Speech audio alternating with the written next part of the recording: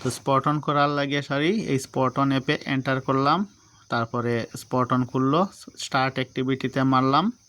তারপরে এই যে কনফিগারেশনের সেন্ডে মারলাম, তারপরে আমার সাইট আইডিতে মারলাম, স্টার্ট অ্যাক্টিভিটিতে মারলাম, তারপরে অ্যাসেটে মারলাম, তারপরে পিএম কর্ম পিএমএ সিলেক্ট করলাম, তারপরে সাইড ফটো তোমরা চাইলে একটাও দেও আর নাইলে আরও দেও, প্লাস চিহ্ন দাবাই দাবাই দিতে পারবা। যেমন ধরো আমি দিতাছি, দেখো আর একটা ফটো লইয়ে নিলাম, বিটিএসের ফটো লইলাম যে আমার সাইটে এই জিনিস আছে বুঝাইলাম। আর একটা ফটো আমার এসএমপিএসের লইয়াই, এসএমপিএসের ব্যাটারির ফটো একটা লইলাম,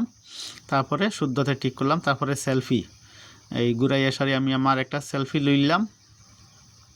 সেলফি দিয়ে সারি সেই সিগনেচার দিমু, সিগনেচার হয়ে গেল, শুদ্ধতে ক্লিক করলাম, এন্টার। এখানে কি কাজে আসছি, সাইড পিএমে আইসি, এর লাগে আমি সাইড পিএম লেখিয়া সাবমিট করে দিলাম, এই আছে মারলাম, আমার সাইট অ্যাক্টিভিটি স্টার্ট হয়ে গেছে। হ্যাঁ, স্টার্ট হওয়ার পরে এটা একবার সব সরাই দিলাম, ক্লিন আপ করে দিমু, কারণ আমি অন্য কাজ করবো কি না তার গ্যারেন্টি নাই না,